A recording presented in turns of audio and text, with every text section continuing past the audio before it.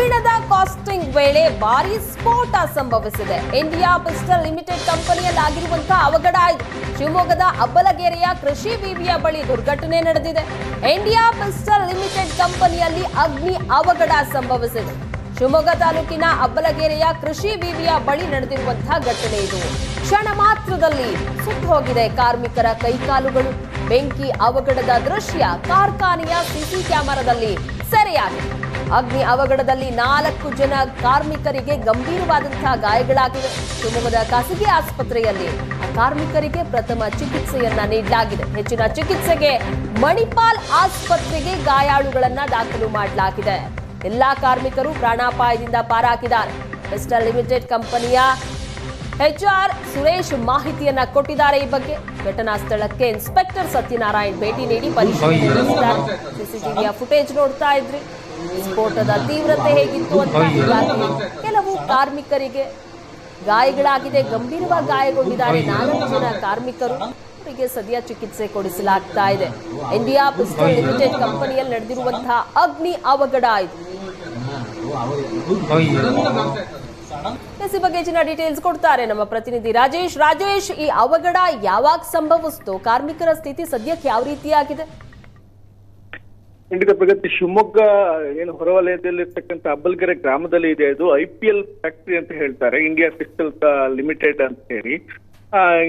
ಈ ಫ್ಯಾಕ್ಟರಿನಲ್ಲಿ ನಿನ್ನೆ ಮಧ್ಯಾಹ್ನದ ವೇಳೆ ಕೆಲಸ ಮಾಡ್ಬೇಕಾದ್ರೆ ಈ ಕಾಸ್ಟಿಂಗ್ ವರ್ಕ್ ಅಂತ ಮಾಡ್ತಾ ಇರ್ತಾರೆ. ಅವಾಗ ಕಬ್ಬಿಣದ ಏನು ಒಂದು ದ್ರವಯನ್ನ ಮಾಡಿ ಒಂದು ಮೌಲ್ಡಿಂಗ್ ಮಾಡತಕ್ಕಂಥ ಕೆಲಸವನ್ನ ಮಾಡ್ತಕ್ಕಂಥ ಜಾಗ ಅದು. ಆ ಜಾಗದಲ್ಲಿ ಇದ್ದಕ್ಕಿದ್ದ ಹಾಗೆ ಆ ಗಾರ್ಡ್ ಏನಿರುತ್ತೆ ಅದಕ್ಕೆ ಹಾಕಿರ್ತಕ್ಕಂಥ ಪಿಸ್ಟಲ್ ಕೆಲಸ ಮಾಡ್ತಕ್ಕಂಥ ಗಾರ್ಡ್, ಕಾಸ್ಟಿಂಗ್ ಮಾಡ್ತಕ್ಕಂಥ ಗಾರ್ಡ್, ಅದು ಬ್ರೋಕ್ ಆಗುತ್ತೆ. ಬ್ರೋಕ್ ಆದ ತಕ್ಷಣ ದಿಢೀರ್ನೆ ಬೆಂಕಿ ಹಾರುತ್ತೆ. ಅಂದ್ರೆ ಅದು ಕಬ್ಬಿಣದ ದ್ರವದ ಬೆಂಕಿ ಏನಿರುತ್ತೆ ಅದು ಭಾರಿ ಒಂದು ಇದರಲ್ಲಿ ಹಾರೋದ್ರಿಂದ ಅಲ್ಲಿರ್ತಕ್ಕಂಥ ಕಾರ್ಮಿಕರೇನೆ 3-4 ಜನ ಕಾರ್ಮಿಕರು ಇದ್ರು. ಅವರಿಗೆಲ್ಲ ಅವ್ರ ಮೈ ಮೇಲೆಲ್ಲ ಹಾರದ ಹಿನ್ನೆಲೆಯಲ್ಲಿ ಸಾಕಷ್ಟು ಅಂದ್ರೆ ಅವ್ರ ಕೈ ಕಾಲುಗಳು ಸುಟ್ಟೋಗ್ತದೆ. ಶ್ರೀನಿವಾಸ್ ಮತ್ತೆ ಷಣ್ಮುಖಪ್ಪ, ಶಿವಲಿಂಗಪ್ಪ, ಗಂಗಾಧರ್ ನಾಯ್ಕ ಅಂತ ಹೇಳಿ ಈ 4 ಕಾರ್ಮಿಕರು ತೀವ್ರ ಸ್ವರೂಪದ ಗಾಯ ಆಗ್ತದೆ. ಅದರಲ್ಲಿ ಒಬ್ಬ ಕಾರ್ಮಿಕನಿಗೆ ಎದೆ ಹತ್ರನೂ ಕೂಡ ಕಬ್ಬಿಣದ ದ್ರವ ಬಿದ್ದು ಸ್ವಲ್ಪ ಸುತ್ತಿರ್ತಕ್ಕಂಥದ್ದು ಇದಾಗಿದೆ.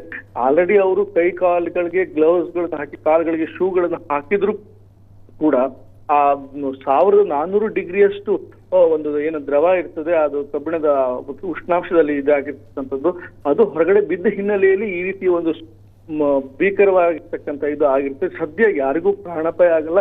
ತಕ್ಷಣವೇ ಅವರನ್ನ ಇಲ್ಲಿನ ಶಿವಮೊಗ್ಗದ ಖಾಸಗಿ ಆಸ್ಪತ್ರೆಯಲ್ಲಿ ಚಿಕಿತ್ಸೆ ಕೊಡಿಸಿ ಅವರಿಗೆ ಮಣಿಪಾಲ್ನಲ್ಲಿ ಅಂದ್ರೆ ಅವರಿಗೆ ಕಾರ್ಮಿಕ ಇಲಾಖೆ ಕಾರ್ಡ್ ಇರೋದ್ರಿಂದ ಅಲ್ಲಿ ಉಚಿತ ಚಿಕಿತ್ಸೆ ಸಿಗುತ್ತೆ ಅಂತ ಹೇಳಿ, ಮತ್ತೆ ಈ ಸ್ಕಿನ್ ಸ್ಪೆಷಲಿಸ್ಟ್ಗಳು ಹೆಚ್ಚಾಗಿ ಅಲ್ಲಿ ಇದ್ದಾರೆ, ಇಲ್ಲಿಕ್ಕಿಂತ ಒಳ್ಳೆ ಚಿಕಿತ್ಸೆ ಅವ್ರಿಗೆ ಸಿಗುತ್ತೆ ಅಂತ ಅವ್ರನ್ನ ಅಲ್ಲಿ ಕಳಿಸ್ಕೊಟ್ಟಿದ್ದಾರೆ. ಅಲ್ಲಿ ಅವರು ಚಿಕಿತ್ಸೆ ಪಡಿಸಿದ್ದಾರೆ. ಹಾಗಾಗಿ ಒಂದು ದೊಡ್ಡ ಅವಘಡ ತಪ್ಪಿದೆ, ಜೀವಾಪಾಯ ತಪ್ಪಿದೆ ಅಂತ ಹೇಳ್ಬೋದು. ಸಣ್ಣ ಪುಟ್ಟ ಪ್ರಮಾಣದಲ್ಲಿ ಗಾಯಗಳಾಗಿ ಅವರು ಬದುಕುಳಿದಿದ್ದಾರೆ ಅಂತ ಹೇಳ್ಬೋದು. ಶಿವಮೊಗ್ಗ ಗ್ರಾಮ. ಥ್ಯಾಂಕ್ ಯು ರಾಜೇಶ್, ನಿಮ್ಮೆಲ್ಲ ಮಾಹಿತಿಗಾಗಿ.